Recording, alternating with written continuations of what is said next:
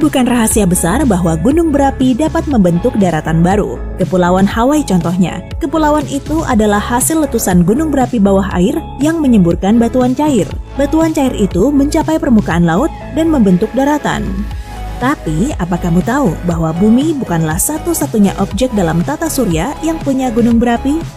Dengan kemajuan teknologi, kita mampu mengeksplorasi dari jauh bagian-bagian alam semesta dan menemukan aktivitas gunung berapi baik di planet-planet maupun bulan-bulan. Memang, sebagian dari gunung berapi itu sudah tidak aktif selama jutaan tahun, tapi sebagian lain masih menyemburkan berbagai material ke atmosfernya. Kebanyakan letusan gunung berapi yang ditemukan, baik di bulan maupun planet lain, terbentuk berjuta-juta tahun lalu, ketika tata surya kita masih muda dan semua benda langit mempunyai suhu internal lebih tinggi. Jika memikirkan istilah gunung berapi aktif, biasanya kita mengaitkannya dengan gunung-gunung berapi di bumi yang sedang meletus. Itu mudah, karena kita dapat mengamatinya dari dekat. Di luar planet kita, kemudahan mempelajari letusan gunung berapi tidak tersedia sebelum ditemukannya teleskop-teleskop hebat. Sebagiannya bahkan diangkut mendekati planet dan bulan lain agar bisa mengamati dengan lebih baik. Cara langsung untuk mendapatkan bukti letusan gunung berapi adalah dengan melihat atau merekamnya saat sedang aktif. Cara lainnya adalah dengan mengamati permukaannya. Sebuah letusan dapat menutupi tanah dengan puing-puing atau membentuk lapisan baru. Tanpa penelitian seperti itu, hampir mustahil mengetahui apakah suatu kegiatan vulkanis baru terjadi atau sudah terjadi jutaan tahun lalu.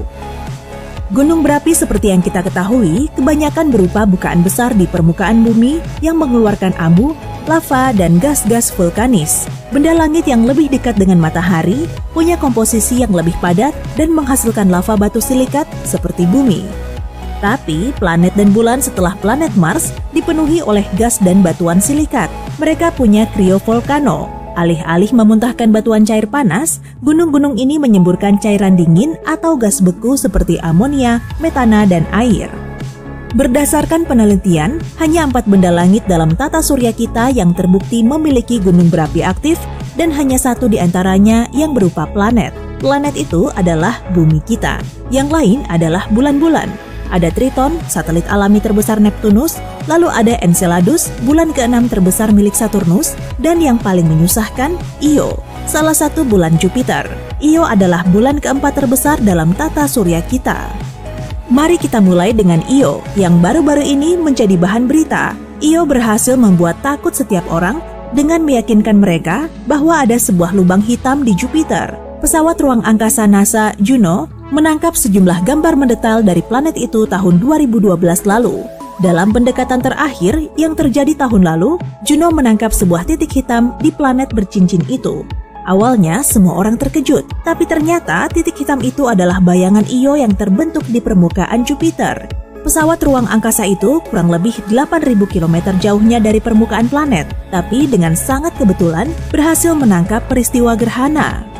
Karena jarak Io dari matahari, sulit dibayangkan Io punya gunung berapi aktif.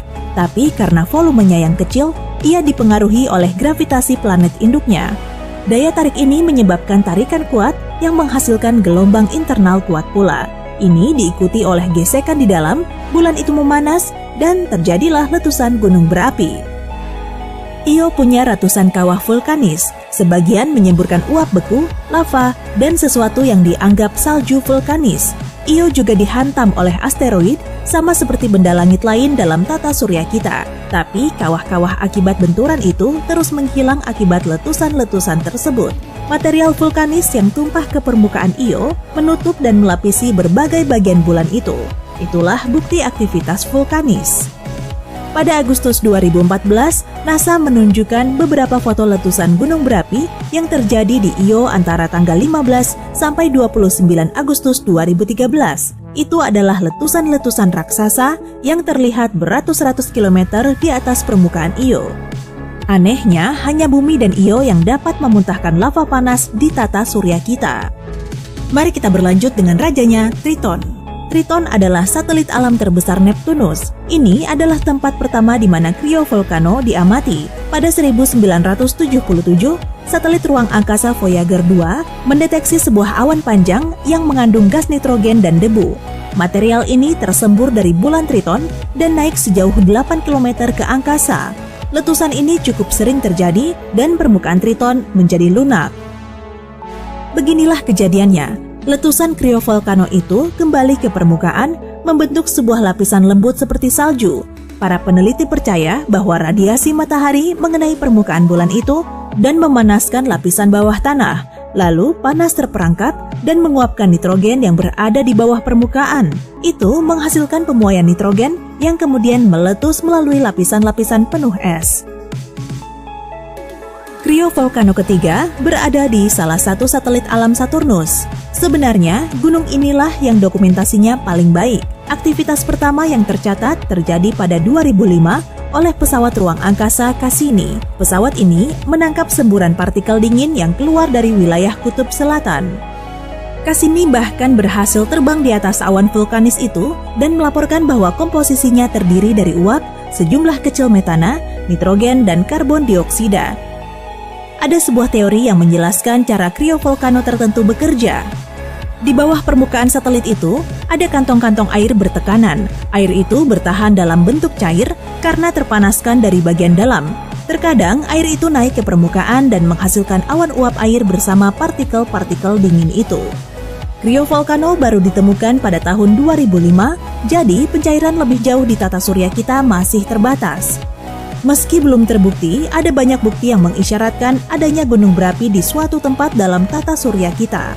Venus contohnya, ada banyak aktivitas yang terjadi di sana. Ini adalah planet terpanas. Venus punya lebih dari 1.600 gunung berapi besar dan 100.000 sampai 1 juta gunung yang lebih kecil. Tapi apa yang terjadi di Venus tetap di Venus. Tersembunyi di bawah naungan awan tebalnya yang sebagian besar terdiri dari asam sulfat dan karbon dioksida.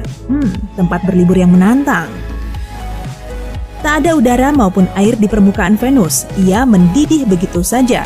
Venus mengalami efek rumah kaca yang ekstrem, karena itu suhunya dapat membumbung sampai 471 derajat Celcius. Tapi Venus punya banyak lapisan suhu yang berbeda.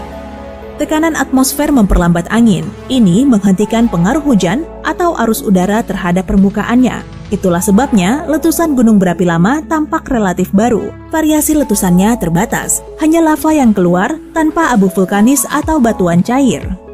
Bentuk paling tinggi yang menyerupai gunung adalah Mud Mons. Ketinggiannya mencapai 4,8 km.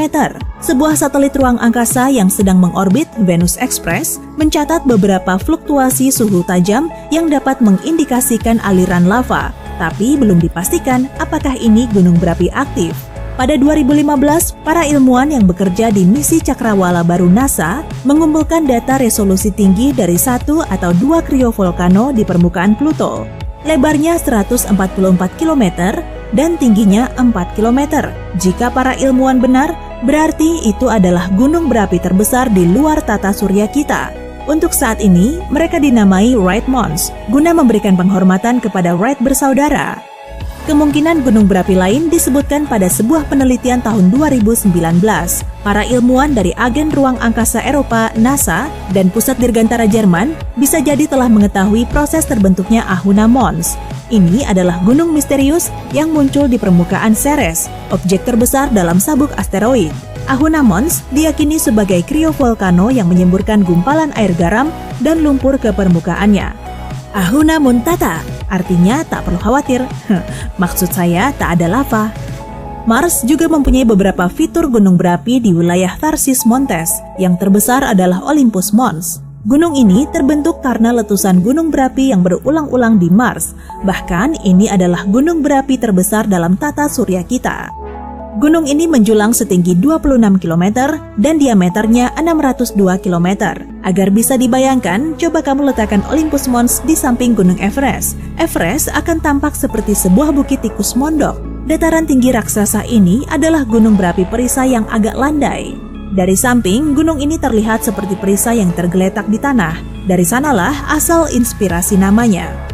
Bicara soal gunung berapi tak aktif, Merkurius punya banyak. Saat ini Merkurius dipenuhi kawah-kawah, dan mengenai aktivitas vulkanisnya, tak ada hal menarik yang terjadi. Tapi di masa lalu yang jauh, situasi di sana jauh lebih seru. Ada bentang daratan besar yang terbentuk sebagai hasil dari batuan cair yang menyebar di seluruh permukaan Mars. Saat planet ini mulai mendingin, gunung-gunung berapi itu punah.